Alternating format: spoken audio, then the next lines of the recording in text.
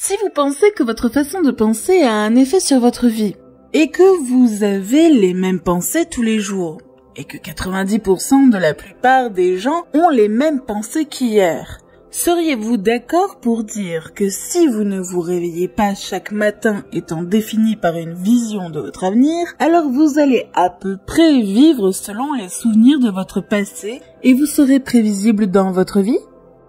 Parce que le cerveau est un enregistrement du passé, et donc si vous ne créez pas un nouvel avenir, est-il possible que vous croyiez en votre passé plus que vous ne croyez en votre avenir? Beaucoup de gens ne veulent pas créer un nouvel avenir parce qu'ils sont plus amoureux de leur passé qu'ils ne le sont de leur avenir. En fait, ils pensent à leur passé chaque jour.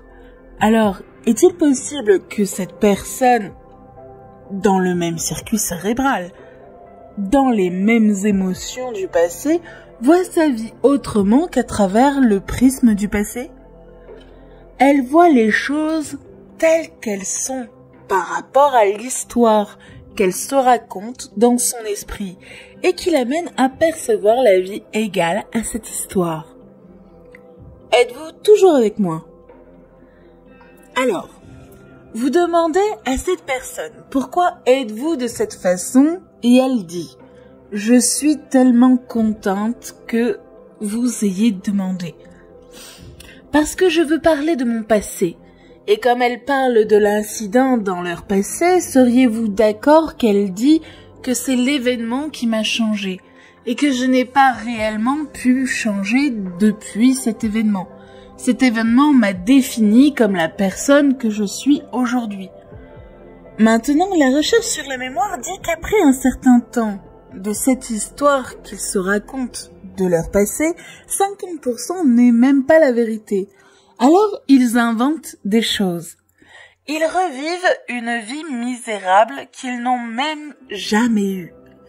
Juste à réaffirmer pour recréer les émotions, pour s'excuser de ne pas changer.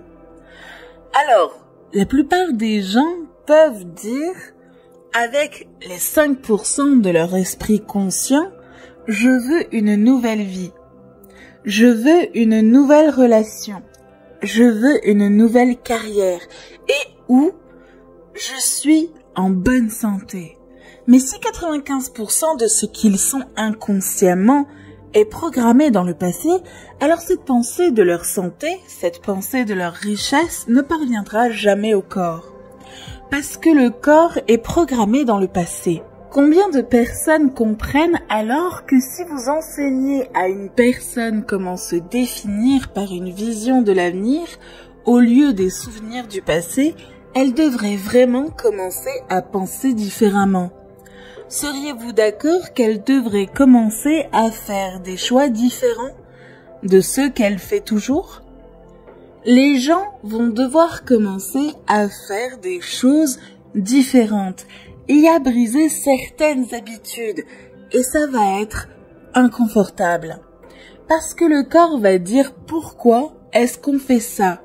C'est tellement plus amusant de souffrir que de sortir se promener dans la joie inconnue. Je ne sais pas si je crois en la joie, je crois en la souffrance en trouvant certaines excuses. Il devrait commencer à rester à l'écart de certaines expériences avec certaines personnes. Vous savez de quoi je parle. Ils devraient examiner leur état émotionnel chaque jour. Ils devraient rester conscients de leur état émotionnel parce qu'au moment où ils ont commencé à ressentir de la souffrance, ils se sont juste déconnectés de l'énergie de leur avenir. Ils sont revenus à l'énergie et aux émotions de leur passé. Alors nous enseignons aux gens comment être définis par une vision de l'avenir. Chaque jour, ils vont être mal à l'aise.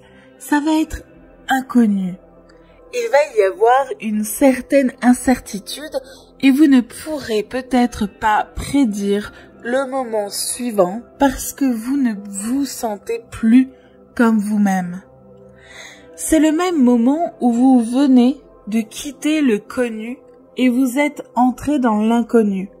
Si le corps a été conditionné dans le passé familier ou le futur prévisible et que le corps est devenu l'expression du passé ou du futur prévisible, vous êtes d'accord que le corps dicte ce que vous faites. Les gens commencent à entendre un bavardage dans leur tête. Et si vous répondez à une seule de ces mêmes pensées que vous connaissez, comme « je vais commencer demain », vous ne changerez jamais. C'est la faute de votre ex, c'est la faute de votre mère, etc., etc. Si vous répondez à l'une de ces mêmes pensées familières, ces mêmes pensées conduisent aux mêmes choix qui conduisent au même comportement et créent les mêmes expériences et produisent les mêmes émotions. Nos recherches montrent que les personnes qui font cela en 4 jours changent totalement leurs expressions génétiques héréditaires.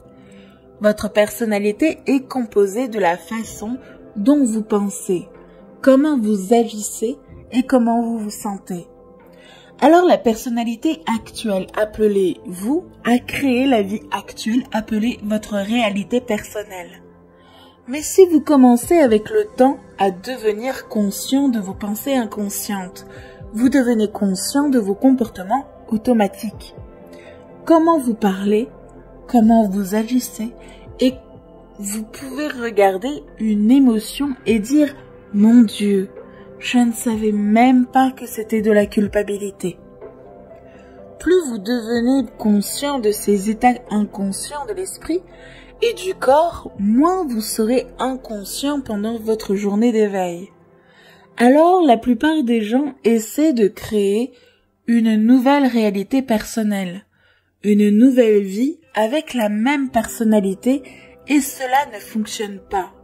Vous devez littéralement devenir quelqu'un d'autre. 95% de ce que vous êtes à l'âge de 35 ans est un ensemble de comportements mémorisés, des habitudes inconscientes, des réactions émotionnelles automatiques, des croyances câblées, des perceptions, des attitudes qui fonctionnent automatiquement comme un programme informatique subconscient. Alors, pour que vous puissiez changer, vous devez entrer dans le système d'exploitation où ces programmes automatiques existent et vous familiariser avec eux.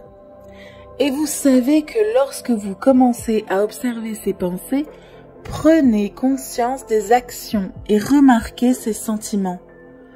Tout d'un coup, vous n'êtes plus immergé dans le programme, vous n'êtes plus inconscient et vous commencez à objectiver votre soi subjectif. Et la méditation signifie se familiariser. Et plus vous vous familiarisez avec « je ne veux pas, c'est trop dur, je veux abandonner », plus vous vous rendez compte que ce sont des pensées qui se dressent entre vous et ce que vous voulez vraiment. Vous écouterez moins cette voix dans votre tête pendant vos journées d'éveil. Et si vous vous dites « Oh, il est déjà 10 heures et je ne me suis pas encore plaint.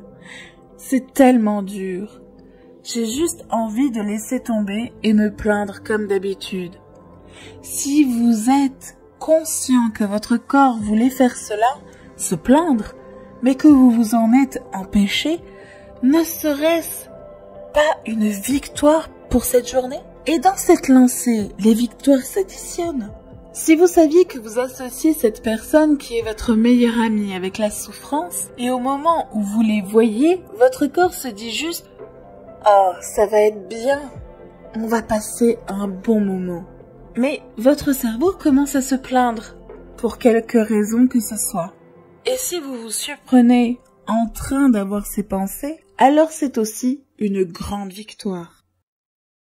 J'espère que vous avez apprécié la vidéo et assurez-vous de partager vos réflexions avec nous dans la section des commentaires.